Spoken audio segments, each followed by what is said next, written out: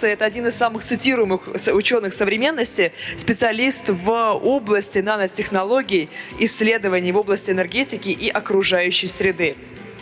Профессор материаловедения, инженер и химии, преподающий в Стэнфордском университете, а также директор Института энергетики имени Прекарта.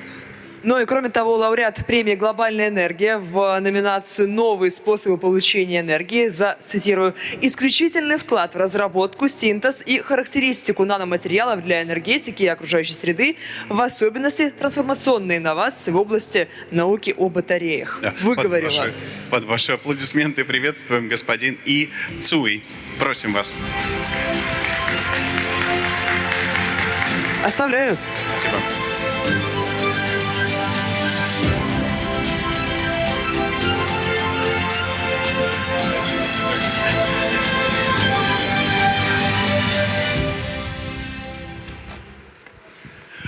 Прежде чем мы начнем, действительно, лауреат премии «Глобальная энергия», я бы хотел, может быть, прежде чем мы начнем, если можно, в двух словах объяснить, за какое достижение вы получили эту премию, но объяснить так, чтобы понял даже ребенок.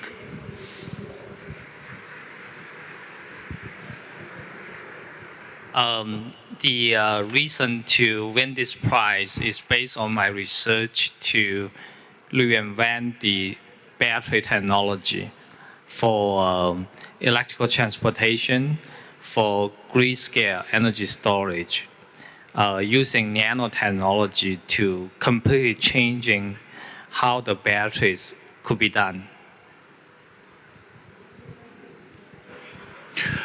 Супер, спасибо большое. Да, прямо спасибо. Значит, прямо сейчас мы тогда позволим представить свой доклад господина Цуя. Прошу вас. Yeah. So I remember 15 years ago, I joined Stanford University as a faculty to start my own research lab. After getting PhD at Harvard and also doing postdoc at UC Berkeley, I wanted to work on a problem that could be impacting the whole world in a significant way. So in 2005, when I became a professor at Stanford, I started to work on research related to energy, related to sustainability of the whole world, and try to find how do you reduce the CO2 emission. Electrical car is important areas I started to look into. At the time, Tesla is just a startup company in Silicon Valley. So I remember in 2007, my lab has a breakthrough technology developing silicon nanostructure anode to replace graphite, carbon, which can store 10 times more lithium ion than the graphite. That can increase the amount of energy you store inside the batteries by a lot. We use nanotechnology to overcome the materials challenges inside silicon, volume expansion, materials breaking, and based on that, we can now stabilize silicon's charging, discharging, and potentially increase the battery energy by double. With doubling, a Tesla car, instead of running 300 miles per charge, it can go up to 600 miles per charge. That's the impact we're making. Спасибо большое. Вы знаете то, что наверняка в этом году мы проводим год, он посвящен Году науки и технологии. Значит, на ваш взгляд, какие вообще нанотехнологические проекты в области электроэнергетики или, может быть, в принципе, энергетики, сверхпроводников являются наиболее перспективными?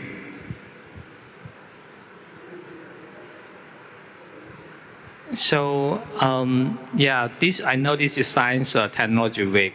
It's very important for, I see there's some young people maybe in the audience. So this nanotechnology can impact certainly electrical mobility, electrical cars, it can also impact how do you integrate solar and wind electricity into the electrical grid to have the effect of reducing carbon dioxide emission.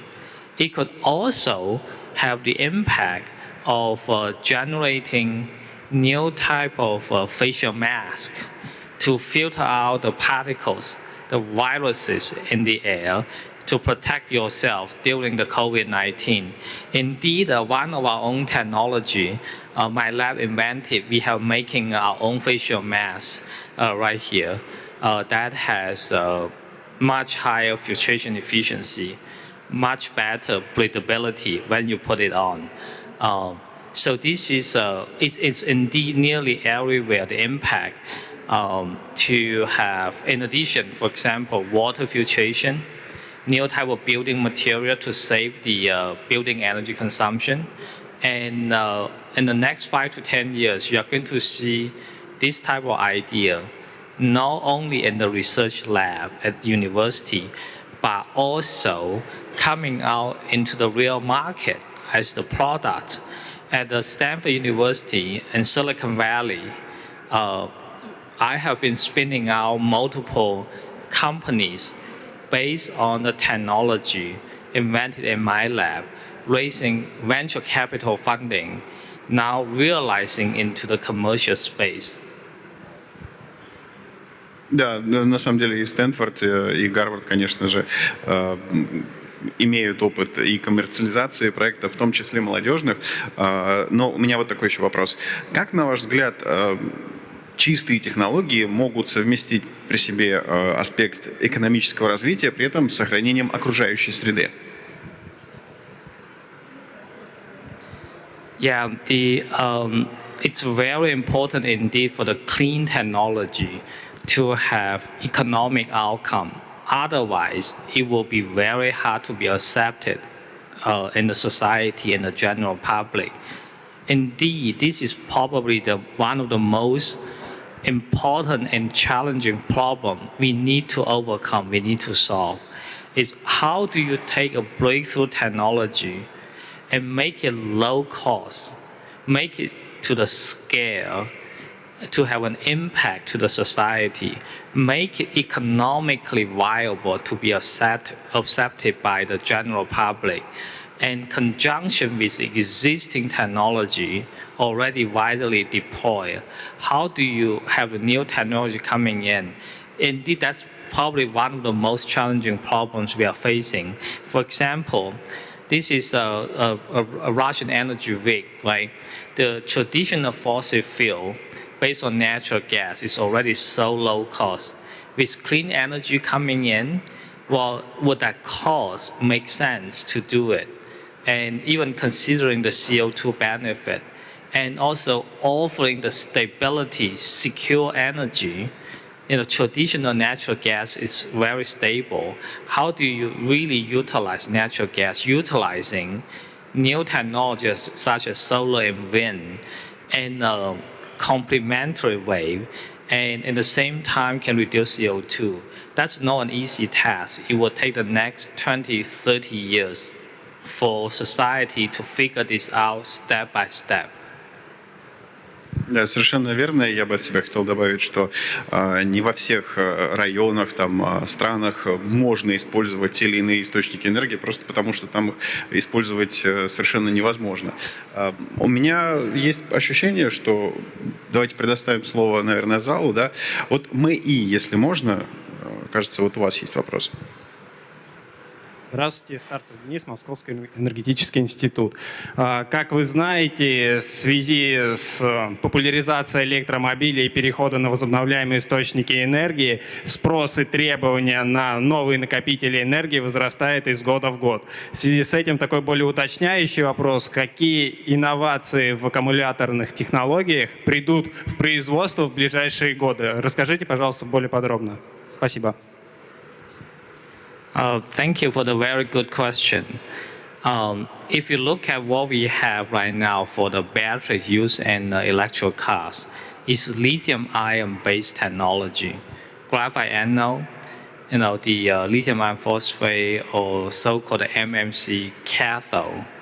So what's needed in the next few years is reducing the cost, reducing the use of cobalt, very important, and also try to increase the energy density of the batteries. Instead of graphite, slowly putting silicon into the negative electrodes, that's anode, that will allow you to increase energy a lot, and at the same time keep reducing the cost. So we see that coming. For the long term, 10 years or beyond, we might have lithium sulfur battery technology coming in.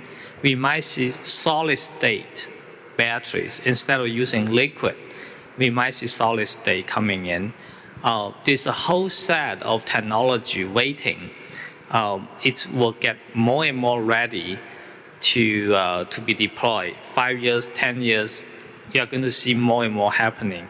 Let me also emphasize, because of electrical mobility is coming up, it's growing so fast, we need to pay attention to recycling of the batteries, resources mining, circular economy of the batteries. Otherwise, we will not have sufficient resources to enable the whole world to have the transition into electrical mobility.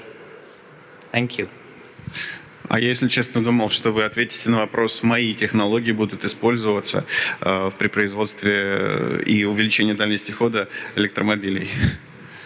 I think that's to a degree that's right. It's when I mentioned silicon. Silicon is my technology. Indeed, it's started to go into commercial market already. It's going to grow very fast. You will not be surprised in within a year or two. So my startup company will grow quite big with a significant investment coming in, and to implement silicon to increase the energy density by a lot. Спасибо. Мы уверены в том, что здесь находятся люди, которые умеют инвестировать и обязательно будут следить за выходом на рынок, за вашим IPO. Желаю вам в этом удачи. Я вижу плакат от сибирской генерирующей компании, если у меня еще не изменяет мне зрение. Если можно, вот в левой части, в дальней, если есть. Здравствуйте, дамы и господа. Меня зовут Яковлев Егор. Я работаю в сибирской генерирующей компании. И у меня вопрос про водород, который сейчас активно разрабатывается во всем мире. Как вы считаете, сможет ли водород стать флагманом в так называемом зеленом курсе энергетики, или разработка зеленого водорода все еще довольно дорогая?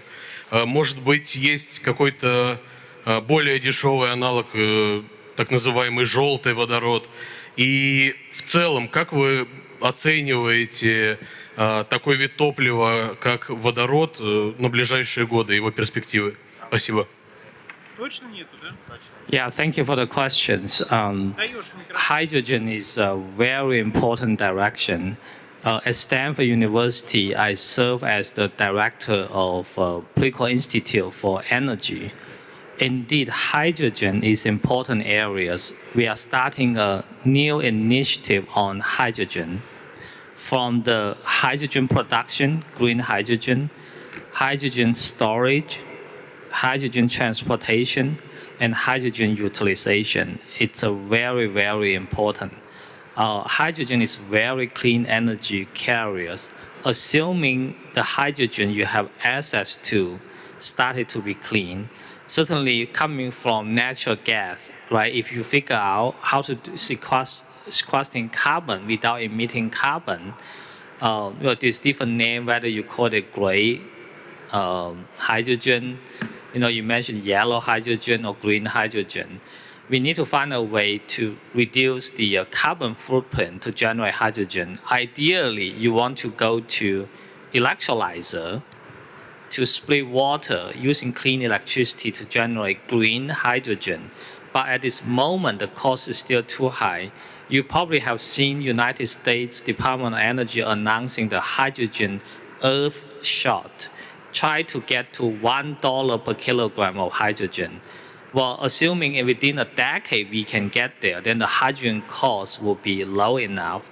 Hydrogen can serve as energy carriers to many applications. For example, long duration energy storage. You need to store energy for more than a week, more than a month, even seasonal. Hydrogen, the longer it is, the duration, it will be better than the lithium-ion batteries in terms of cost. And then for the heavy-duty transportation, not passenger car. Passenger car looks like the lithium-ion world, but it's still about 350 million cars running on the road. Those are the trucks, buses. Those carry a lot of heavy load. Potentially, I say potentially, hydrogen could be really good in doing that. But hydrogen still require lower cost development of fuel cells, require you to increase the energy efficiency of round trip. When you generate hydrogen and then use hydrogen, what's the round trip efficiency of that? That's important. And also hydrogen, the sources where it comes from also needs to be decarbonized. So there's a lot of research and development needed down the road. And I encourage the young people sitting right here, try to put your career onto doing the next generation of technology. It is very, very exciting. Ответили на вопрос, я надеюсь. Значит, следующий вопрос. Южно-русский университет. Просим вас. Здравствуйте, меня зовут Пестрев Александр, и я представляю Южно-Российский государственный политехнический университет имени Матвея Ивановича Платова. И мой вопрос следующий. Какие проблемы вы столкнулись с внедрением так называемых чистых технологий в производственный процесс? И что мы можем сделать, чтобы процесс энергоперехода пошел быстрее и желательно без катастрофических проблем для мировой экономики? Yeah, transition a new technology to the scale, it's not trivial, it's very challenging. If I look at a new technology coming in, for my lab, a typical university lab, we are working on milligram to a gram of materials, a centimeter square in size, oftentimes, to develop and to demonstrate a concept. And then on the far end, to the societies, really the big implementation, we are talking about you need 1 million tons of materials, right, to be deployed and scale. Even looking at using CO2 as a unit, you are talking about gigaton scale, even bigger. So going from a lab of a gram or less to kilogram to ton to 1 million tons, there's many orders of magnitudes of changing. That require development and scale up production to really bridge this gap.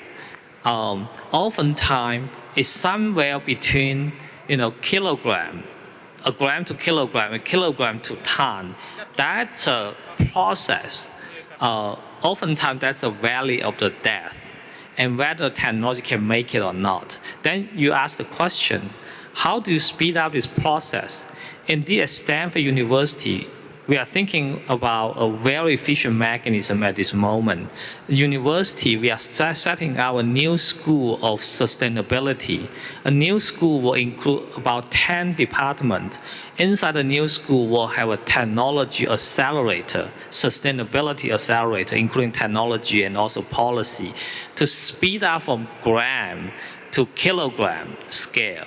And university, once that speed up, demonstration is there, looks like the scaling up process, we slowly figure that out, we'll quickly figure that out, then we can transition into ton and then to 1 million ton fast. Instead of 20 years, oftentimes it takes 20 years for new technology to be deployed on a larger scale.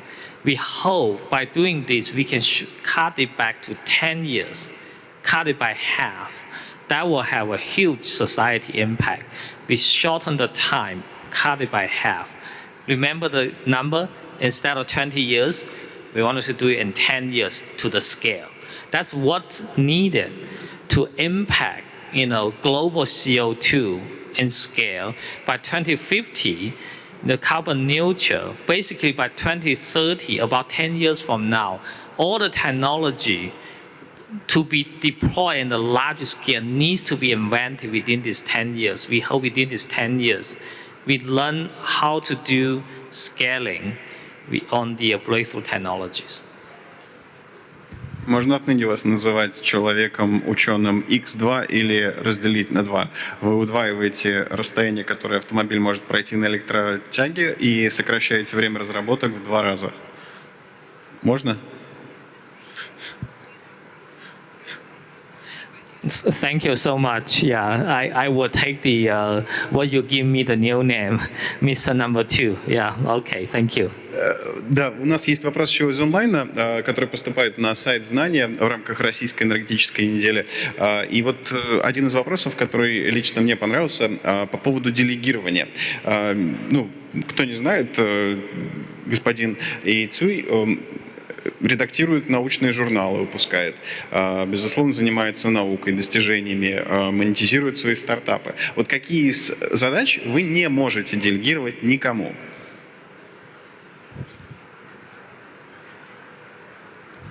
This is a very interesting question. So you do, I think this question do know my background. So I serve as the editor of Nano Letters, the executive editor. I serve as a director of Preco Institute for Energy, and also having 5 startup companies now. I'm sitting in the board or as a chairman of the board. So it's about the time management. Delegation is very important. Delegate some of the tasks to other people is very important. But there's one thing that cannot be delegated. One of the things, not just one of the very important thing is coming up new breakthrough ideas, brainstorming with my own graduate students and postdocs, those research meetings, and we look at the scientific data, analyzing the data, and also really come up new ideas, new technology, new concept that cannot be delegated. And also scientific paper writing, revising the manuscript to make it scientifically correct and rigorous. That cannot be delegated either. So these are a few things I think very important. It's the foundation of my research lab, or it's the foundation on all the things I do. Да, спасибо. Еще один вопрос с сайта «Знаний», если позволите. Здесь очень много говорили про возобновляемые источники энергии, про традиционные источники энергии, топливо. Вот на ваш взгляд, атомная энергия, энергия при помощи атома, которая считается относительно зеленым все-таки. Вот ваше видение, насколько вы видите его через 50, может быть, через 100 лет? Какую долю он может занимать и вообще его перспективы? So nuclear power is a very important source. If I look at Russia, you have about 20%, I think that's about right, 20% of nuclear power, 26% of the hydropower, so you are already close to 50%, that's already very clean. Nuclear power is low cost, stable, very important. I hope we can do more on the nuclear power. And I'm from the United States. Unfortunately, in the United States, all these regulation make it so hard to build new nuclear power plants. But I believe, though, nuclear power will continue to be important for the next 50 years.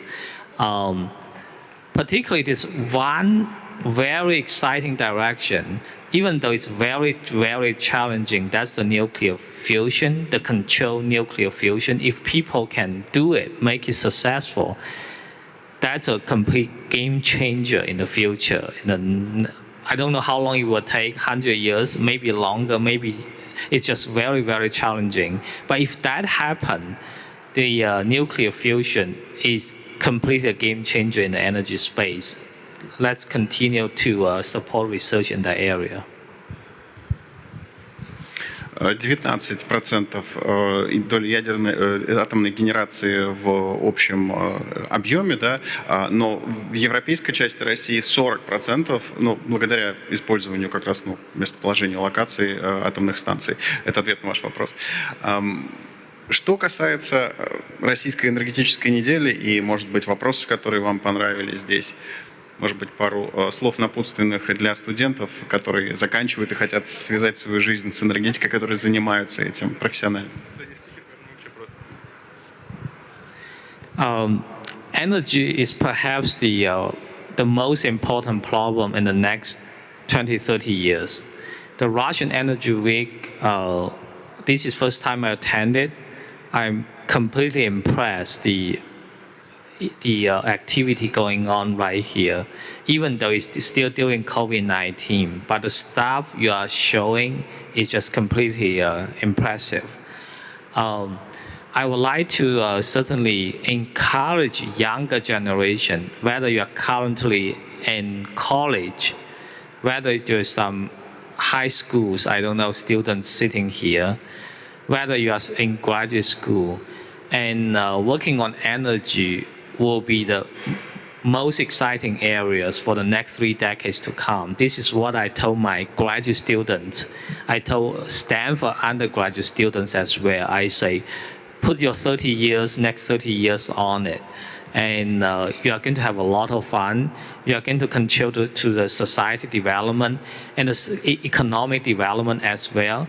Maybe some of you will become really rich at the same time. So why not doing that, and along with the technology innovation. So I will encourage everybody to work hard and make it happen. Да, спасибо. Есть вопрос от КГУ, да, пожалуйста. Здравствуйте, я Кугучева Дарья, и я представитель молодых ученых Калининградского государственного технического университета. И у меня вопрос.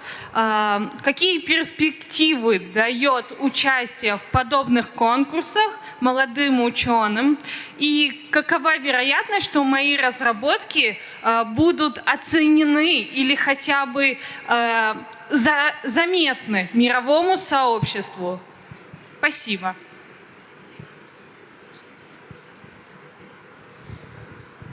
So make sure I understand your question. So you're asking for young scientists like in your stage, how could you get recognized and whether your work could be important? Well, I can share with you, I said, when I was an undergraduate student and then PhD student, right, as a still young student, never overlook your idea. Sometimes the ideas you come out in the very early stage could be those best ideas worth to pursue. And I think I need to learn more about Russian Energy Week, how in Russia, how you promote young scientists. It seems like, for the fact you are sitting right here, it looks like this great opportunity. You could be recognized. And as this year's laureate for Global Energy Prize, I will try to be helpful to promote young scientists for sure. If you have really good stuff, you want me to take a look at it, I will be happy to. Along my career, I also developed my own students, become, they are superstars right now in United States, in China, around the world, become the top young scientists. So I completely support young scientists to be recognized, to be visible.